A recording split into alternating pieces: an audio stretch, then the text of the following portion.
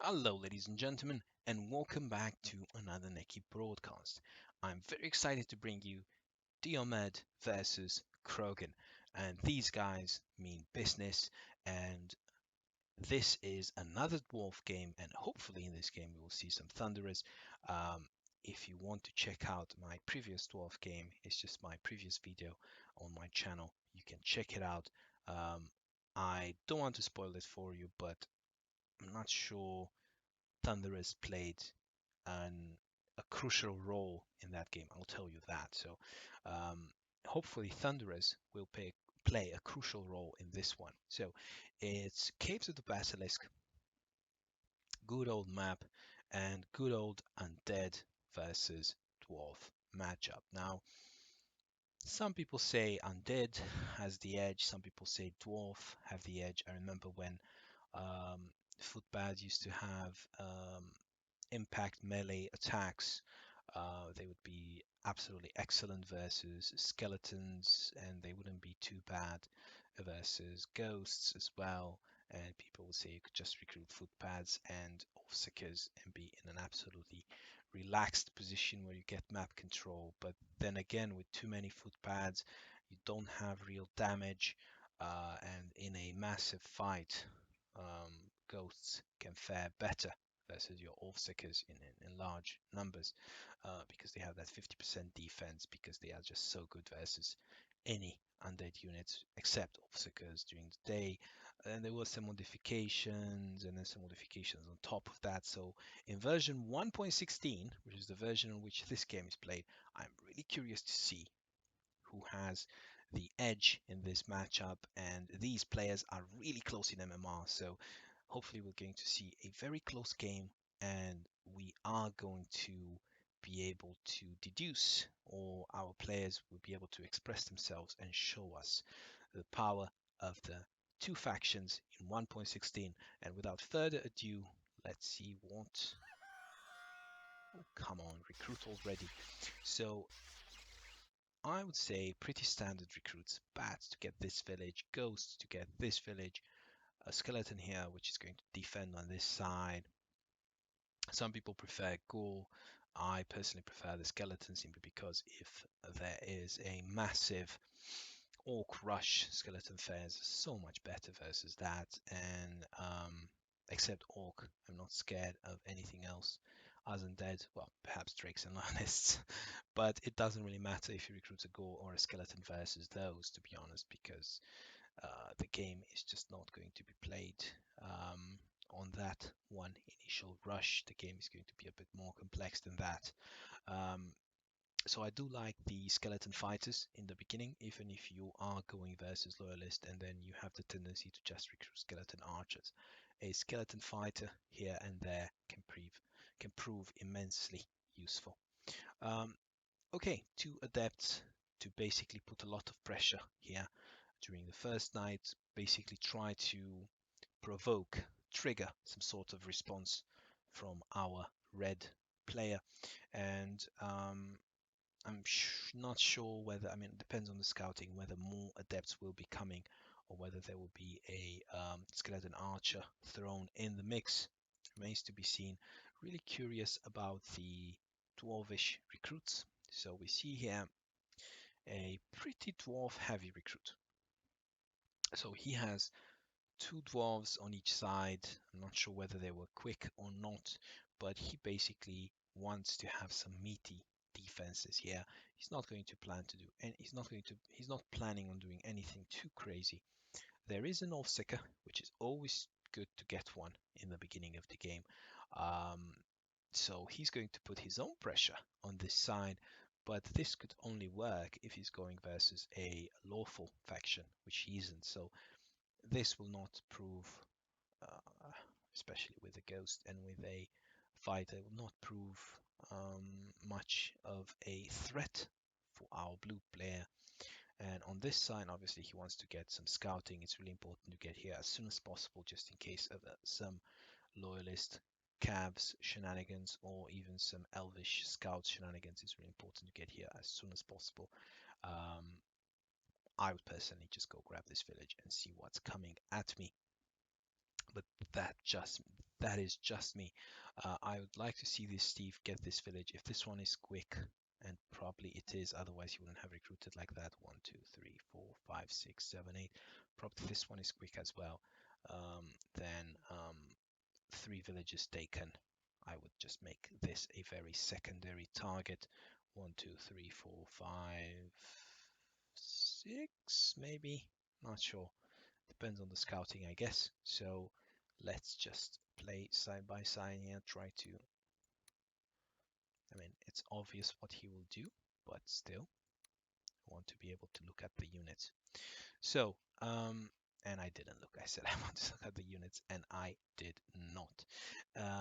Anyway, I do want to look at the Dwarvish units though. So we have a quick, strong Dwarvish fighter, which is absolutely fantastic.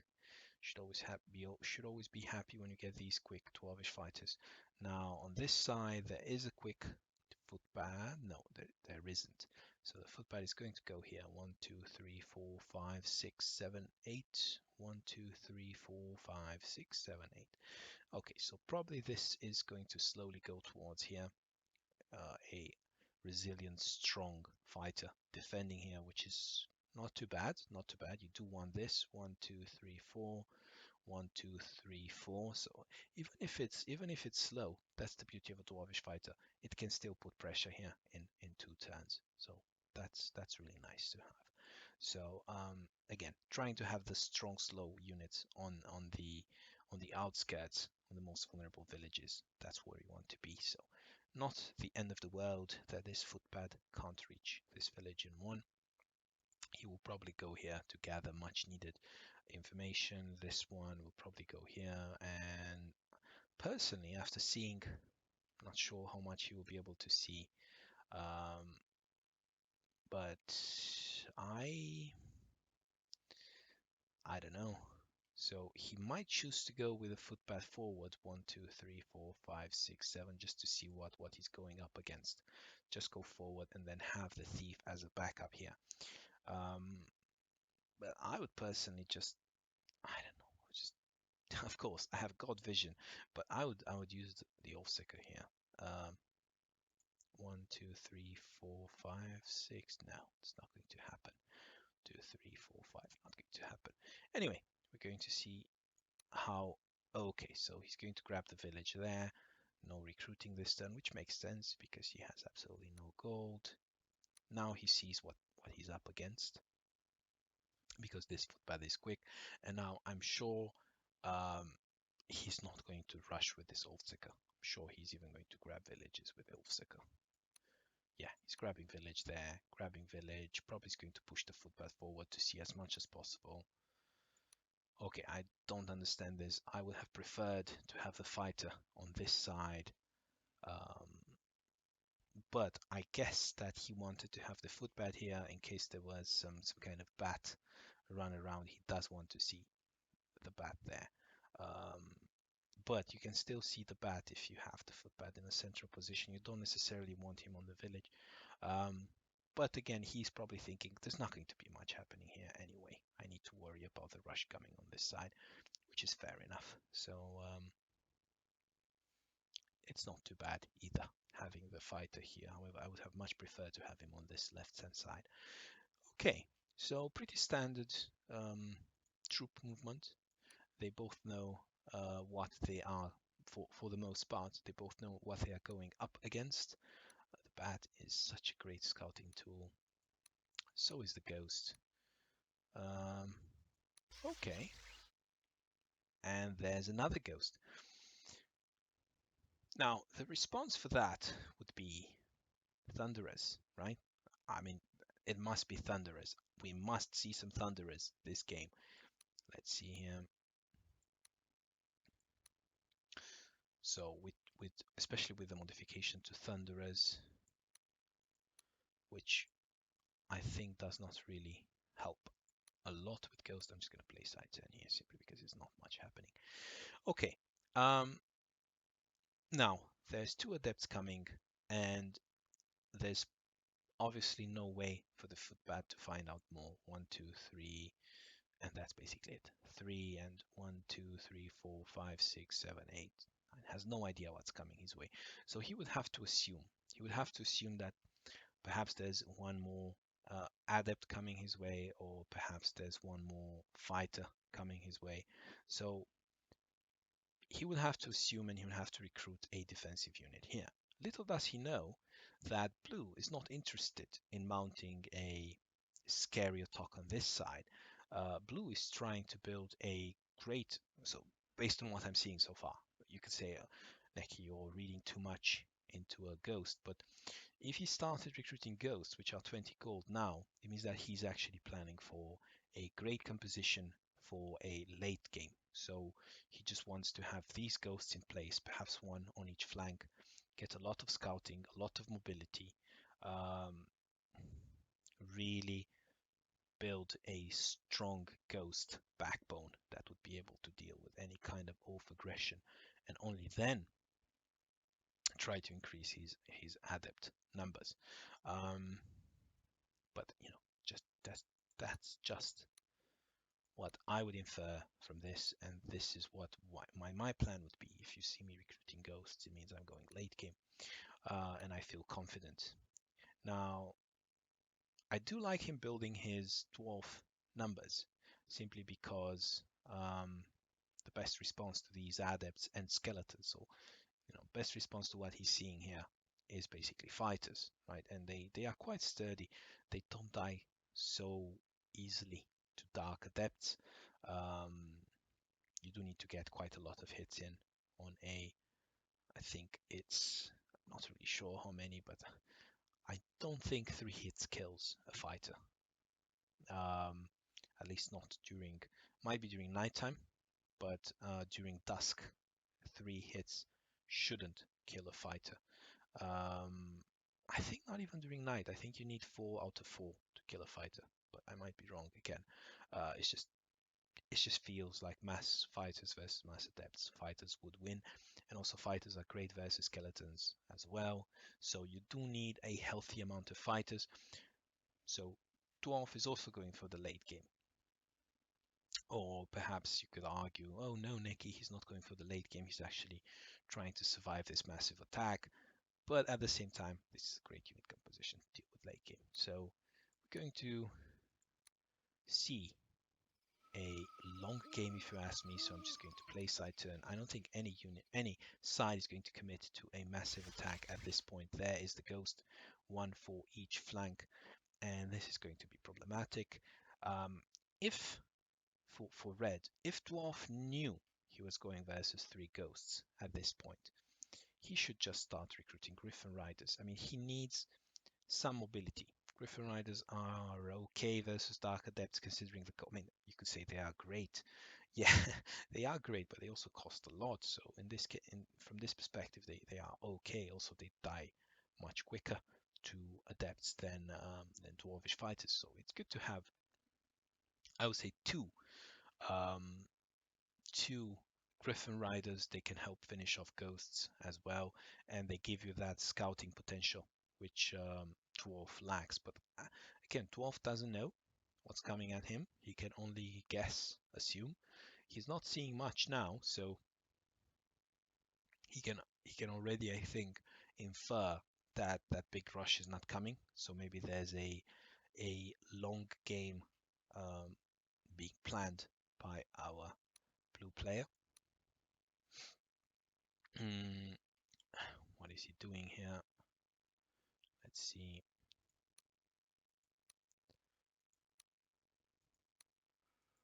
Okay, that's not going to do anything. Interesting choice. Okay, so he recruited a thief and a footpad. So I'm guessing he's worried about a ghost incursion here, and he basically wants to, footpads versus ghosts, they're okay. At the same time, Griffin Riders would be too expensive, and they would be quite vulnerable versus skeletons, whereas footpads, they are much better versus skeletons than Griffin Riders. Again, I'm also factoring in cost. Also, footpads can really surround the ghost and kill it eventually. So he's going towards look, I need footpads for that mobility and scouting potential. That's okay. The problem is when you go really late game, footpads kind of lose from their benefits. At least this is my opinion. I mean, even if you have skeletons versus footpads and you have like 5 skeletons versus 5 footpads, I feel that I would rather have 5 skeletons than 5 footpads because the skeletons, at least during the night, they deal real damage. So if I put them together, you might argue that, oh, the footpads might win because they are on 60% and they just deal damage without taking any damage back, and then they also deal some retail. Um, yeah, sure, but if the skeleton does hit at night, he would basically obliterate the footpad. Um, and if we are talking about other units, for example, adepts, right? So footpads versus adepts. Footpads would need a really long time to kill an adept, whereas skeletons could kill. Of course, they will also get retail, but could basically kill anything. They have a lot of real damage. So this is fine. Footpads are really strong versus undead. Um, but I would have, again, he doesn't know. He doesn't know that there are ghosts in the making, right? So if I would have seen ghosts, I would have actually built some Griffin Riders because it meant I had time. I can always revert to recruiting footpads, but if I can sneak in a Griffin or two, that just gives me so much better scouting information, right? And just a great, nice unit to have versus Undead with that extra damage to finish off weak units. Um, but it's not the end of the world.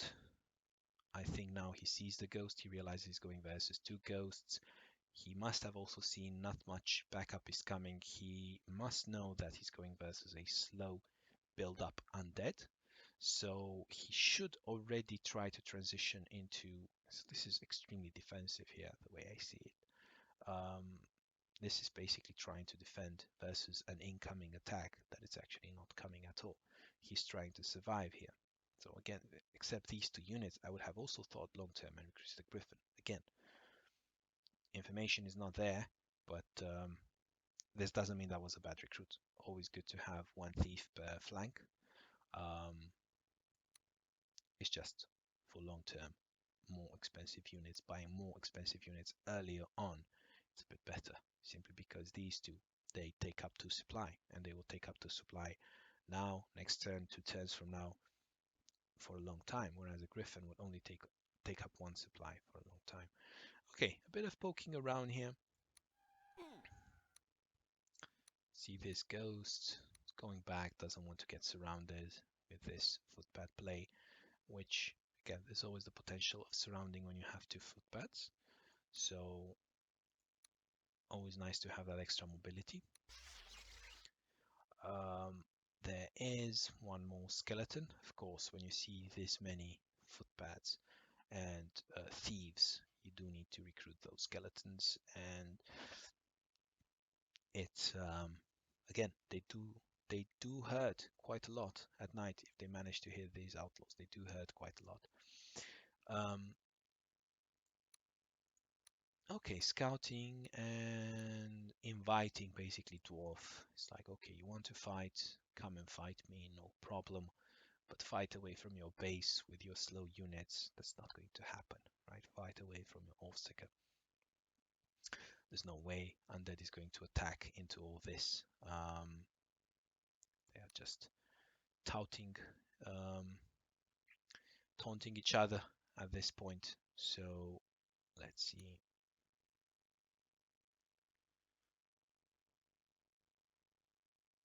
Okay. Now, he saw the ghosts and he decided to go for poachers.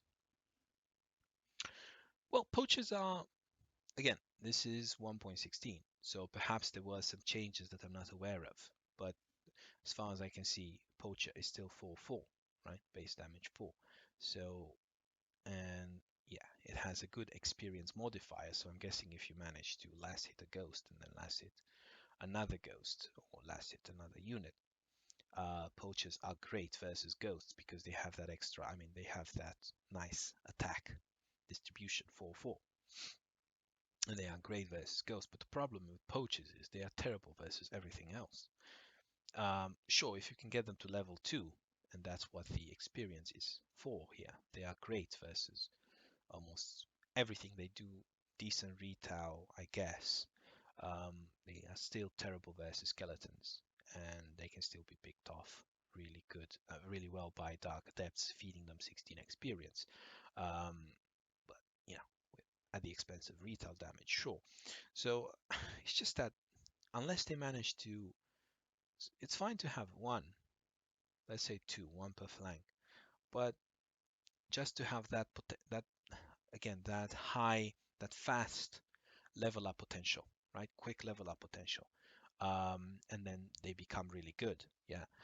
But it's not I mean, it's just, it feels that this upkeep meter, right? This upkeep mm,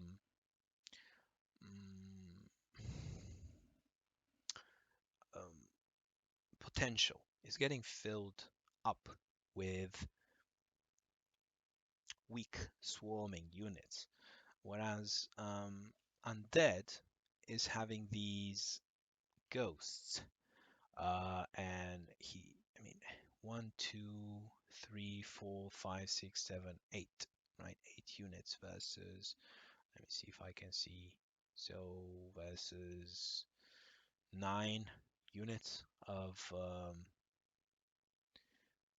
red already. Um, it's just that, I mean, outlaws, they just don't pay for themselves on the long term. So there has to be a fight soon. Dwarf has to provoke a fight soon to uh, basically build a certain motivation, basically build a purpose for all these outlaw recruits. But we shall see.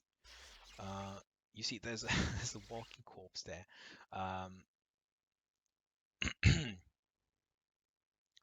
So that tells me that Undead is really gearing up for a long game. He recruited these ghosts. There must be three of them. Three of them. There must be three of them, right? 1, 2, 3. Yeah, there must be three of them on the map. And now he's recruiting these walking corpses. Again, walking corpses are absolutely great versus on defense. And of course, they have an extra advantage. They don't cost any upkeep, nor does the bat, right? So he basically tries to keep an open mind for um, for the late game. Tries to maybe um, sneak in these level 0 units, which in a massive fight can prove to make the difference, right? So he's not really in a rush to attack. Um, he just wants to see at this point. Look, I have my 3 ghosts now. I'm a bit vulnerable, right? Because I did go 3 ghosts, right? And day is coming, so I didn't put enough pressure. So now Dwarf should have, Dwarf was fine at night, no pressure on him. He should have enough aggressive forces to put some pressure on Undead. So Undead is basically chilling, saying, I want to see what Dwarf is going to do. So I'm just um, not in no particular rush. I am basically again building up my core forces, skeletons and ghosts, until I have a very good mix, and I feel confident with my mix of melee frontliners. Then I will transition into lots of adepts and make an attack, maybe, or perhaps I will just wait for dwarf and just recruit walking corpses, try to have a better unit combination and better upkeep management, and see what he does. Again, Undead can play however he wants. But now, Dwarf, um, it's up to him to put some pressure. He's kind of putting pressure on both sides, which I don't think is going to work. Just going versus ghosts, putting pressure on both sides is not going to work. If you do a bit of damage, the ghost is going to recover, especially on a village. It's going to be absolutely fine. There is a potential for surrounding the ghosts and backstabbing it. And if this happens, sure, that is absolutely terrible. However, with this skeleton being able to go on 60% and the ghost preventing the backstab, um, I don't see any kind of development here. Plus, the skeleton would be able to deal quite a lot of retail. Um, okay. On this side, there is a dwarvish Oathseeker. However, there are skeletons that can stay on the villages and the ghost to prevent this backstabber who is not in position. So I would say that Undead will have with 2 ghosts and 3 fighters this far away, and it's just one, two, three outlaws. I would say that Dwarf cannot put any real pressure during the day. So we should see some defense there. Pure defending at this point. Pure defending.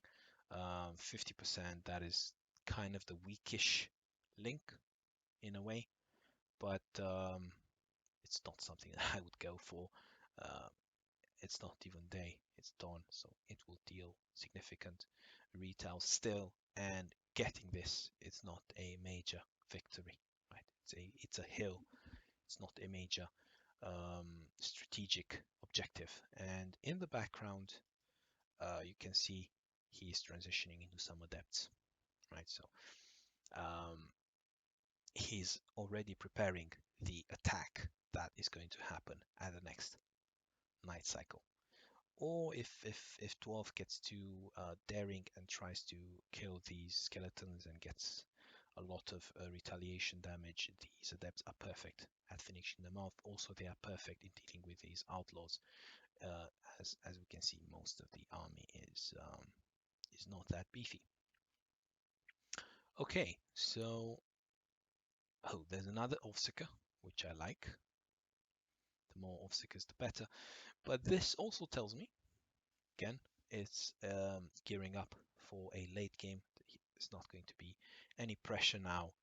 He's already preparing for the next day cycle, or if anything, he's preparing to defend the massive adept push that he knows it's coming his way.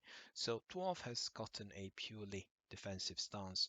I would have personally sneaked in now, considering that it's day. I think that there would have been time for these Oathseekers. I would have personally snuck in now um, a Griffin Rider recruit just to have visibility. So I do have a quick footpad here, but I would have liked to have a Griffin to basically see everything that's coming at me, have perfect vision like this bat is offering. But yeah, it's difficult. I mean, you feel under pressure. You feel that you're just about to be attacked and run over. But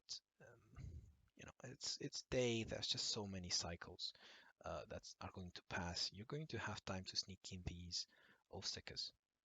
Anyway, let's see how Undead played it. Yet another ghost.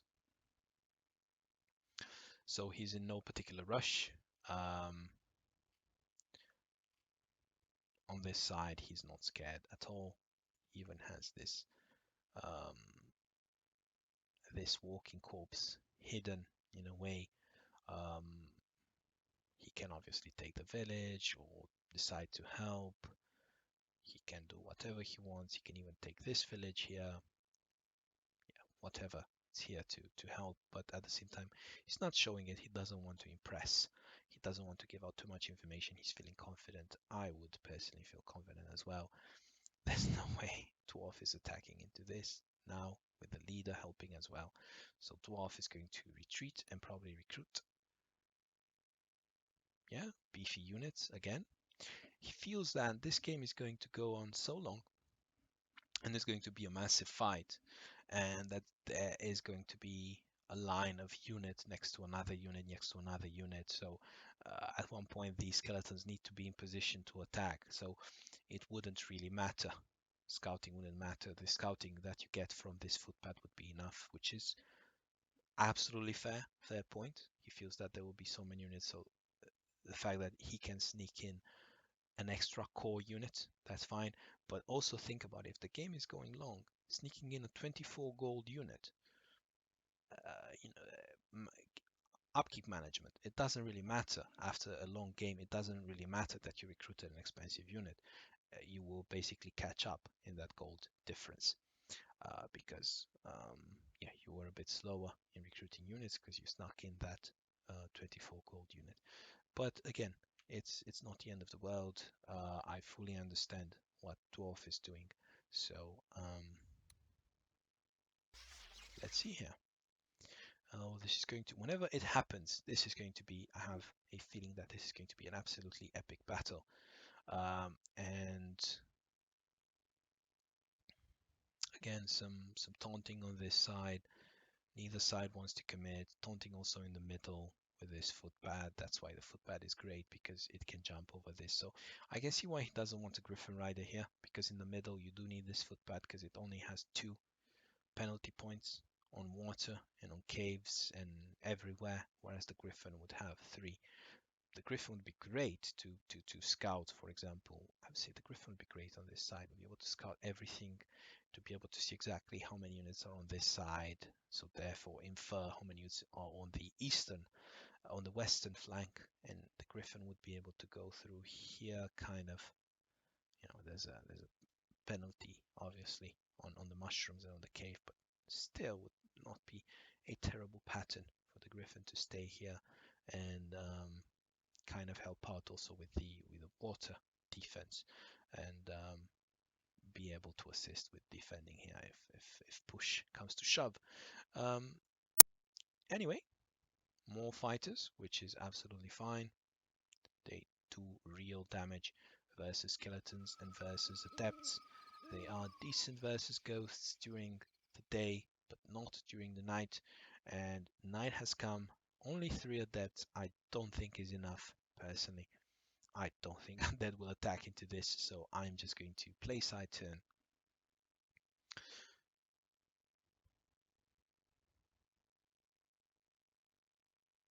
Yeah, he's not attacking into this. He's not attacking into this. Really nice positioning with the bat here, trying to prevent. I mean, realizing that the footpad is not going to be able to take this village, and basically getting as much scouting information as possible, putting also a bit of pressure. But he's not recruiting anything. I'm not sure if he had the goal to do so. He's banking a bit, which is absolutely fine. So this tells me that this is just an intimidation tactics trying to trigger a response from Dwarf.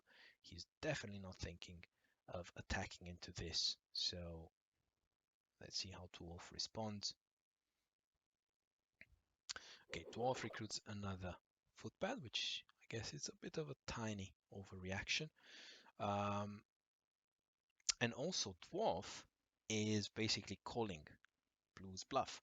He's basically saying, look, I know you're not going to attack me. So it's just 3 adepts are not enough, right? So because I can kill 2 of your adepts with my Osakers, and then suddenly you have nothing to deal with my Dwarvish fighters. Sure, you have the ghosts, but they don't do real damage, so you can't really touch my Dwarvish fighters from there on. And it'll be an interesting exchange. But, and this is a yeah, two slots he would basically need here. I think he would need here 4 out of 4, and he's banking on the fact that he won't get 4 out of 4. And if he does place his Dark Adepts here, then it'll be very difficult to defend his Dark Adepts. Also attacking on this poacher on 60%, not very. Again, only two slots here, so not very comfortable to say. If, however, Krogen decides to go for this Dwarvish fighter and gets 4 out of 4, and then suddenly frees one more slot on this poacher, then things can go south really quickly for Dwarf. But again, Dwarf knows that Blue is not keen on attacking. I mean, he recruited 3 ghosts plus a ghost on this side. Surely he doesn't have the unit, the muscle here coming from behind to reinforce this. He knows that in terms of core units, 1, 2, 3, 4, 5, 1, 2, 3, 4, 1, 2, 3, 4, 4 fighters. It's a scary amount of fighters versus 1, 2, 3, 4 skeletons. Fighters will win, obviously. Ghosts, sure, they can help, but it's the Dark Adepts dealing the damage to the fighters. Um, it's just those Dark Adepts, if they show themselves, they will die pretty quickly to these two Oathseekers. Um, so he feels confident at this point. He says three ghosts, they don't deal real damage. Sure, they can deflect, they can protect, but I deal way more damage than you at this point. Okay, now it's up to Blue. He has a reputation to defend. If he's going to be taken seriously in this game, and if his movements are going to be taken seriously, and eh, he needs to do something about this. He can't just retreat during first watch. So he does have to show a bit of aggression. At least attack this. I would say at least go here and attack this poacher. Deal some damage. Um, put the ghosts forward. Put the ghosts here, far away from the village and from any good terrain, and at least use ranged attacks on this dwarvish fighter, right? Um, I would say even put the Dark Adept here and attack the Dwarvish fighter here, because if there's an exchange far away from these villages, eventually, with a fighter here and then a fighter here and then another fighter coming and then another fighter, I don't know, somewhere close, somewhere. Basically, the Dwarvish Ulseker exposing himself is going to die in return, right? So at least one adept, exposing one adept should be fine as long as this lures the fight towards this area away from the village and away from the leader. So I would say some sort of aggression is in order here. Let's see.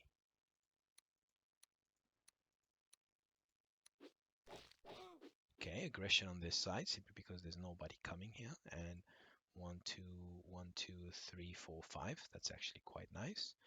And this ghost can go either way. So basically 2 units are pinning 2 enemy units in their villages. And this tells me, it tells me that there will be some sort of aggression on this side as well. There has to be some sort of aggression. Yet another ghost. And there it goes. So as long as he can draw the fight away from the village, then it's worth losing an adept. So there he goes, 2 out of 2. Now I kind of feel that it's worth it to go with the second adept, right? So 11, 2 out of 2.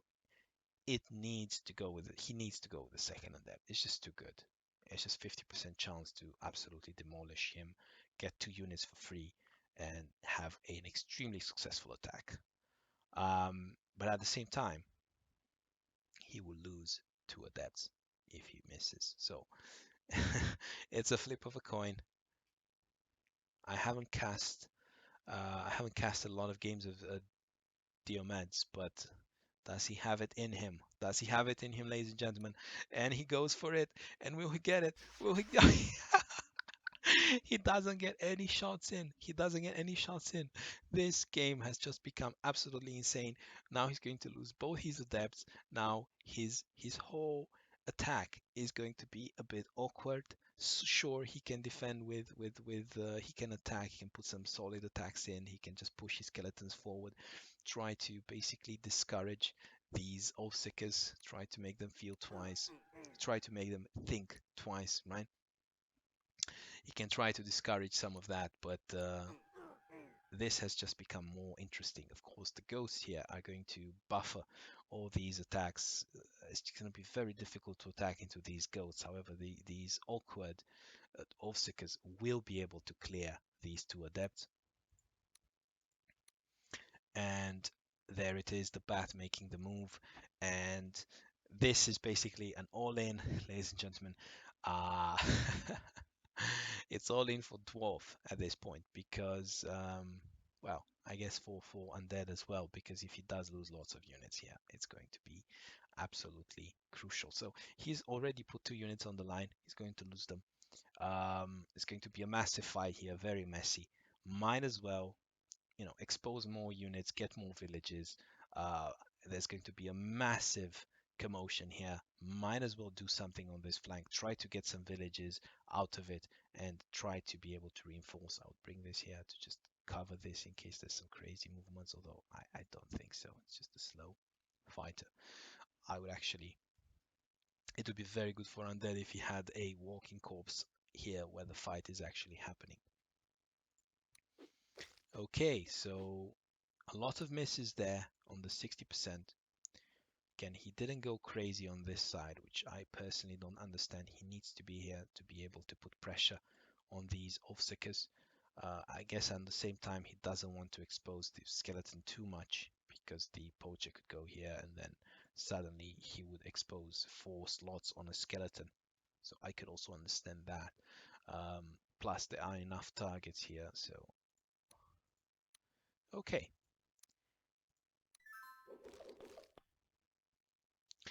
So it begins, ladies and gentlemen. We have the ghost ready to help out. Incredibly frustrating to attack into these ghosts. Um, but if he wants these juicier depths, he will basically have to position his units on this side. We shall see. He has to go. Okay, that was an important miss right there. That was a really important miss. Um, he needs to get this bat with this footpad. He absolutely must. Okay, he got it. Now, he's going to get the village back, but there's one turn where he doesn't get the gold from the village, and he absolutely needs every single coin that he can get his hands on. Now, he does need to protect on this side a bit because he can't just lose a village without offering any kind of response. He can counter pillage, but my guess is that he'll go back and recruit something here, which is it breaks my heart considering how much commotion it is here, but I think that the smart thing to do is for him to recruit a unit here. Probably a Thunderer to deal with this ghost. Come on, we have to see a Thunderer. It's a Dwarf game. And if we are not going to see a Thunderer here, then this is a sign that whatever Thunder modification was made, then it's not good enough. Probably we should make Thunderers dexterous, like I have proposed time and time again. Anyway, let's see what is going to happen here. There it is. An absolute one-sided fight. There goes adept number 1. Adept number 2 shortly to follow. So 2 units absolutely demolished. What else did he kill? Not really sure. What else did he kill? So he killed 2 adepts and a bat. Yeah, of course. 2 adepts and a bat. So great start for Dwarf. However, it is night and he does have his units in an awkward position. And attacking this ghost, he could with the footpad here and he could backstab it. Yeah, he could, but it's just he's basically throwing more units into the meat grinder. So a 60% adept, it's quick. It's not the worst, but he does have an adept here waiting to attack him from swamp. Doesn't matter from where. So if this footpad dies, then again he will lose 3 units immediately, instantly. So putting the footpad here, he might not kill the ghost and he might feed more units into the meat grinder. He might just keep piling up on top of this awkward position that Undead does like. So let's see what he does there. Okay, he puts the poacher there, which is even, I dare say, it's even more vulnerable than the footpad. But we shall see here. He does need the damage on the ghost. So 2 out of 4, not too bad. 12 hit points on the ghost. He needs the backstab now. He absolutely needs the backstab. Does he have a strong... No, it's intelligent quick.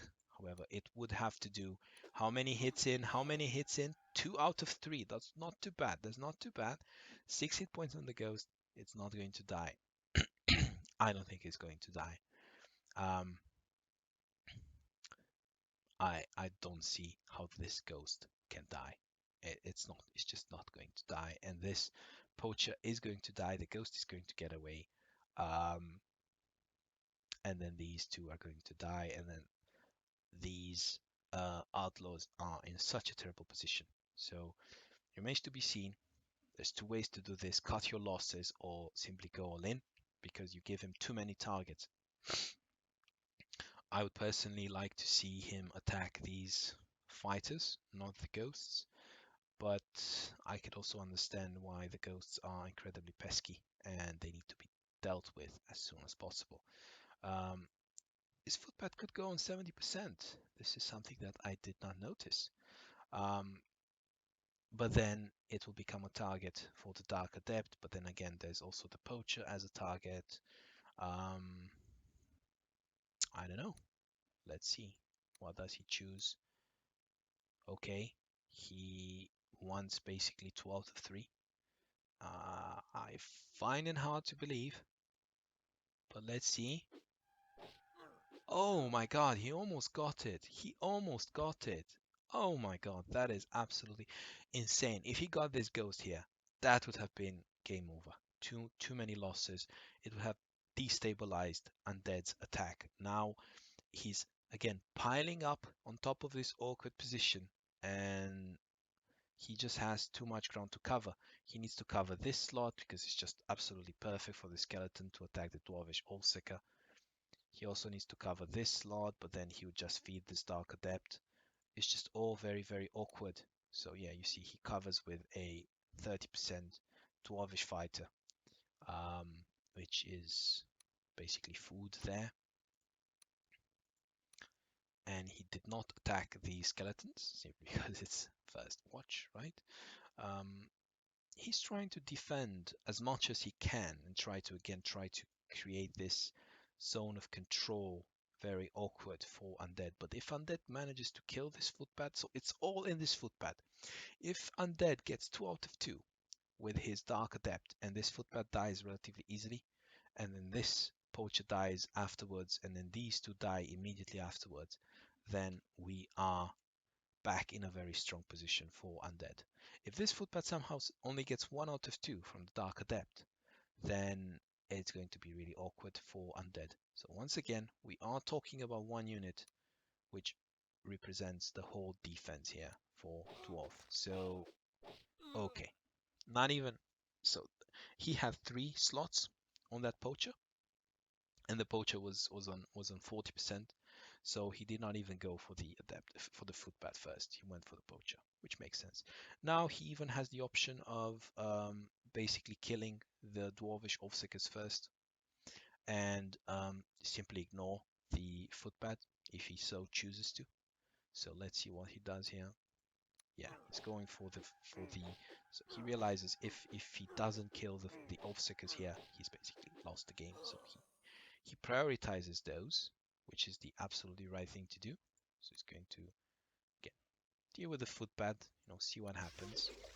2 out of 2, that is absolutely massive here, absolutely massive. And he has so many options right now. So he might even focus on killing the footpad if he so chooses to. This would be an incredibly difficult position to attack. Okay, that is also incredibly important that he managed to clear that footpad. So we are talking about 3-3, and already Undead is in a very comfortable position. So he can even clear this 30% Dwarvish Fighter because he can attack from 50%. So it's not even funny how good Ghosts are versus Offseekers during the night. And we are already talking about 4-3. So incredibly good position for Undead. And yeah, he's going back. There's no other choice here with the skeleton, and basically he's forced to recruit a ghost for defending this village. There's no other option. If he didn't have the option to recruit a ghost with 7 movement to cover this, he would have been in absolutely a world of pain because counter pillaging would have started here. Footpads are more cost efficient than ghosts. He would have had to start recruiting adepts, multiple adepts, and things could have started to destabilize for Undead. Let's see here. He's not going for it. He's not actually going for the kill. He's basically happy with what he got from there. He got a lot of experience in his units. He killed the two Oathseekers that basically had 16 experience between them. So he's very happy with the level of experience he has, especially on his ghosts. So he's not going to overcommit. He's basically saying, you want it? Come and get it. I'm well happy with what I have achieved. There's no point for me to continue to attack this Dwarvish fighter. I'm just curious why. I mean, he only needed like 3 hits on the Dwarvish fighter. Why wouldn't he just go for it? But who am I to judge? And he misses, so I guess it's good that he didn't go for it. So I can just play side's turn at this point. 4-3 with lots of experience on the ghosts. Some injured units here, especially this 15 hit points Dwarvish fighter. It kind of invites you to retreat him to safety, simply because if you continue fighting, you kind of want to use him. It's still night, so there's lots of retail.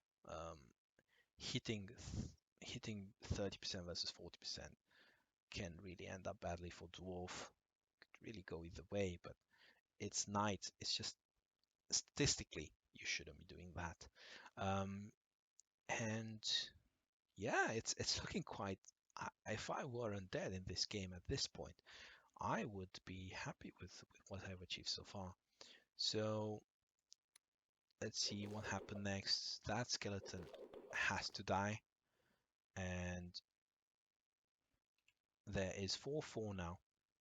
The problem is all these units are going to be stopped by a ghost.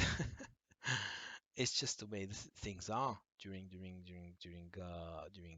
daytime. These don't deal a lot of damage, and this ghost here, it's impossible to clear without an Oathseeker. So basically, Dwarf will have to come back, get an Oathseeker, and get some hits in.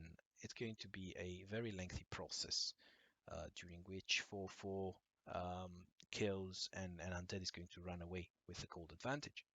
And we haven't seen a Thunderer yet, um, which is important to point out that whatever upgrade was made to Thunderer, it's not worth it. Okay, so let's see here. Undead is pushing forward. He has 2 village advantage at this point, and it is dawn. He doesn't seem to care. Fighters versus ghosts, not the best for Dwarf, obviously. He would want some kind of ranged attack versus the ghosts, and he does not have. Has not recruited any ranged units, which means that whatever units Undead has trapped, he will be able to kill. Whatever position Undead has secured, he will be able to keep during dawn, because these ghosts are simply immortal at this point, and they have this experience which slowly grows with each ranged attack. And if one of these ghosts gets a kill, then it will be absolutely panic among Dwarvish fighters. Now, this ghost going here actually makes the ghost quite vulnerable. So now, I don't agree with. I think the ghost should have stayed here. Should have stayed here. But again, who am I to judge? I'm not in this game, and Undead is doing pretty well. So, because this ghost can now be attacked by 1, 2, 3 units and a backstabber. So suddenly, um, Red has a chance to actually utilize his units. You could argue that, well, it will be much better if Red tries to pillage here. Arguably, because you will get units like ghosts on villages, and then you get ghouls. He can backstab here as well, you could argue, and here he can also get a dwarvish fighter to hit the ghost. And here he also has arguably a bigger prize, because this is strategically a more important village than this one, which theoretically could be recaptured at any point.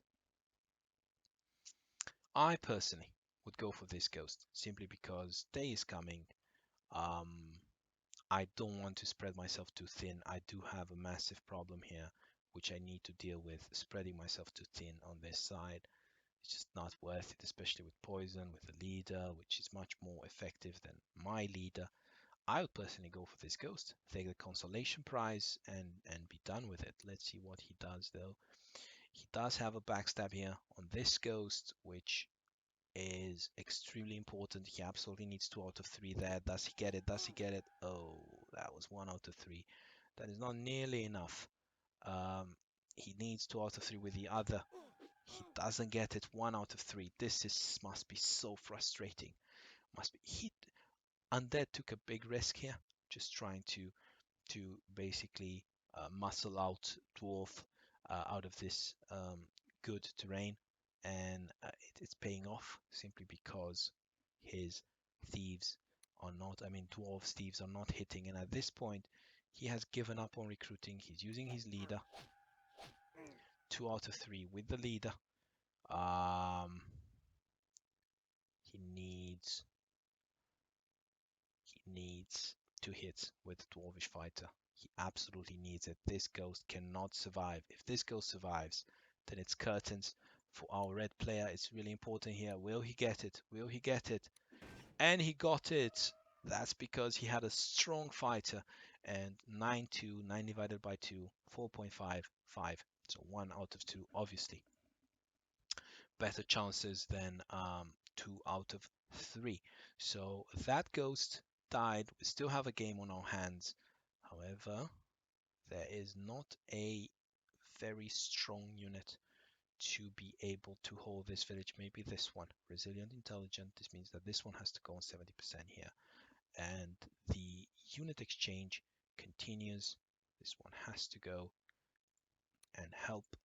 And I'm not sure about that. I'm guessing he wants to prioritize killing units rather than keeping villages. Not sure. Not really sure here. If he gets 2 attacks with Dark Adept, then suddenly you have a vulnerable Dwarf. We shall see. Probably he also tries to draw the fight here away from this terrain so that he can deal with Undead on grass. Yeah, probably he tries to maintain control of these and prioritizes these over the village. Can go. I would have personally prioritized the village. Let's see what happens on this side though. Which ghost does he go for? He has to go for a ghost. He absolutely has to. He goes for the strategic village where he also has the Dwarvish fighter to help. And he absolutely needs 2 out of 3 backstabs. It's really important. He has been really unlucky with his backstabs. Will he get it? Will he get it? 1 out of 3, and it's already looking really dire for our blue player. 1 out of 2 with the footpad, 12 hit points. That looks incredibly far away from the actual goal, and that basically did nothing. And that is, I am afraid, the end for our dwarf player, simply because this ghost survived back to 18, almost 18 hit points, and this ghost is free to keep pillaging. This ghost is just dealing so much damage, and these units here, I just have the feeling that they won't achieve much. It's day. Their damage potential is just going to dwindle, and if the leader helps with some poison as well to back the leader up, then these units, they just do nothing. Whereas if you went for this ghost, he would have gotten it eventually, and then these units were in kind of a position to, grab this village back, help out a little on this side. It's just, it feels a bit more natural attacking here. I don't know. I would have personally gone for this ghost, simply because help here can come relatively quickly, whereas help here for red is really slow.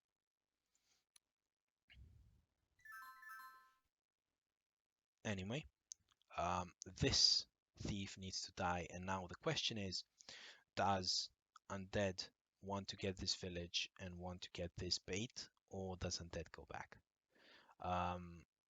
If he stays for the thief, might as well stay for this one as well. However, it's day. These are all impact fighters. They will absolutely love to fight skeletons. So it might just be that Undead simply retreats, guards with ghosts, and that's it. Never mind. He realizes the insane village advantage that he has. This has done absolutely insane amount of damage. He realizes how thin Dwarf is spread with all these units here. And he is deciding to press his advantage. Doesn't really mind going with Dwarvish fighters versus with Elvish fighters.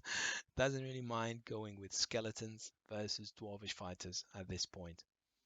However, I mean, these these these Dwarvish fighters hurt pretty badly, so he could go here, attack here. He could also go and attack this guy here, 25. Right, he can attack once from 70% from the comfort of 70%, and then he can also kill this. I mean, these skeletons might melt against Dwarvish fighters. So let's see, what does he choose to do? Going for that ghost and getting 3 out of 3. That was a nice bonus for him. He actually might have a chance to kill this ghost. Let's see. He's hitting relatively well. Is it well enough? There it is. Ghost dies. Finally, some luck swings in favor of Dwarf. However, the question remains: does he take the village? Does he go back? What does he want to do? It's not that straightforward as it seems. You might say, oh, he's behind. He should take risks. He should take the village. Yeah, but what if he loses all this experience? Do you really want to use a footpad that's about to level up? I don't know. I would personally. Okay, he's going to risk it all at this point. He has to. He's a bit unlucky there. He's a bit unlucky there. Oh, that was just the nail in the coffin. That is absolutely ridiculous. That is ridiculous. So he should have gotten this skeleton. I feel that it's a bit unfair. The luck now. So if we look at diomed, he has plus 4% inflicted and minus 5% taken. So he's a bit lucky here, especially with the skeleton surviving. I feel that the skeleton should have died. Now it's afternoon, so this skeleton is not going to make it back home, no matter what. So he might as well trade some units, right? He has, if he manages to hit 2 out of 2 with his Dark Adept on whoever, he's in a great position, and these ghosts can really help him with positioning. So let's see if he chooses to go back or if he chooses to stay. My guess is that he chooses to stay simply because of the village advantage he's had for so long. Okay, so actually finally this group, this commando has done its job, has managed to get this strategic village, has managed to draw a lot of attention, and has managed to ease pressure on this flank. So from this perspective, this has been a success thanks to the luck swing in the second turn. And now it really depends on what Undead decides to do here.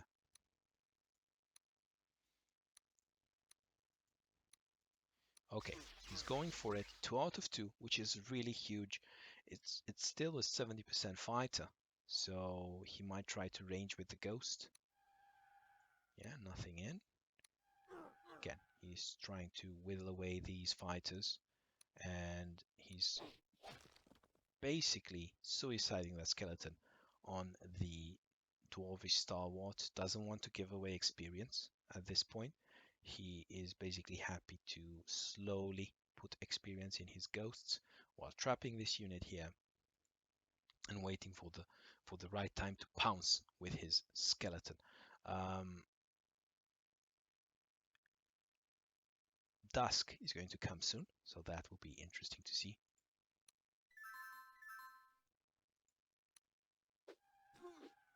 Okay, going for the backstab, going for those hits. It's really important to see whether the ghost dies or not. Will the ghost die? And that is a big survival there. That is a huge survival. That is an absolutely huge survival. I feel that these ghosts have been mean, I can't say lucky, but I mean the stats say they've been lucky. And when you talk about these low hit points from the ghost, the luck swing might seem tiny, right? Because they have high resistance, but actually it matters a lot if you get like, if you would have gotten another 4 hit point hit, it might seem on the numbers like 4 hit point, but it's actually huge. It's the difference between killing a ghost and letting it live. So now, if it's really important how Blue can manage experience. If he can manage to level up the skeleton, then he's in absolutely great shape. I would say that the best target, I mean, it depends. It really depends. I would say the best target would be the skeleton. Um, the skeleton, this thief, simply because it's a great target for skeletons, and he can just attack, see what happens. He can attack, see what happens. This could also be an option if he can if he does want to go with the Dark Adept and basically Dwarvish Fighter survives with very little HP. This could also theoretically be an option. However, I'm much more comfortable attacking 60% than 70%. So let's see. Yeah, he does go for this. He does go for the thief and absolutely kills it in 3 out of 3. I dare say, and I don't think anybody can condemn me here, that Blue is being a bit lucky at this point. But sure, luck is part of the game. Now he has this nice opening here with the Ghost, and he can actually go for the 30% Dwarvish Fighter from here, and this can be the target. Never mind. It seems that he is going to use the 70%. Is he going to use the 70%? Is he going to use the 70%? He is, but in a different way, right? Ranged attack. Um, Show experience on the ghost, and now he should use this Dwarvish Fighter. My guess is attack from here and then finish off with this skeleton. Let's see, is he going to do it? Is he going to do it? Yes, he is. Yes, he is. 3 out of 3. I'm sorry. I changed my I would like to change my statement. I would like to say that Blue is being unlucky because he's hitting too much. The poor Blue cannot seem to level up his skeleton. So I really feel for Blue at this point. He's just killing too many units, and yeah, we should all really um, try to comfort him. He can, I guess, put his skeleton here on 60% and wait for another day. Okay, so I don't know. It just feels that sure you have this nice strategic village here that was captured by red, but then blue with his ghost has done so much economic damage. It's just incredible. And this is not going to last for long because the leader is here and night is coming.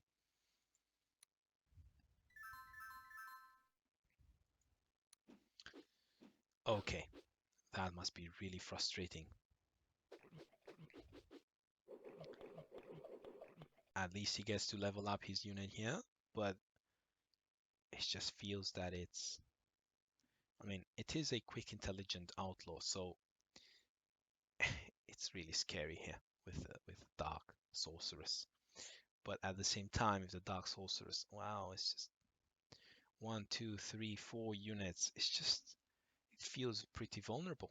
However, we've seen insane luck swings in favor of blue. Why wouldn't we see insane luck swings in favor of red? But it's much more interesting what happens here. So 2 out of 2 misses on the skeleton. Now this skeleton and this skeleton and this ghost, they all have insane targets to level up on. So it's going to be a very, very tough game. Even playing with the ghosts, blocking the keep, it must be so frustrating for red not having a way to recruit at this moment, and ghosts, they just won't die, and there's just no unit inside to help. And this comes back to this village, right? If he was here trying to attack this ghost, now he would have had units to help out, right? But he's so far away, and he's fighting a leader that had absolutely nothing to do the whole game. He's giving this leader purpose. Sure, he is eased the pressure a lot from this side. However, I feel that having units run here, spend time jogging rather than come here and actually do something, it would have achieved the same effect, right? So having units jog here, reinforcements would have been not that significant, whereas having 4 units on this side being able to help out with these pesky ghosts, that would have been so much better. So food for thought. I think that going for this village was a strategic mistake. He should have gone for the ghost in this village, but then again, I might be wrong. Let me know in your comments below. So let's see here. He's going for the fat dwarf, and this has been absolutely insane. Um, the amount of magic damage that this adept has made is absolutely ridiculous. It's been absolutely paramount.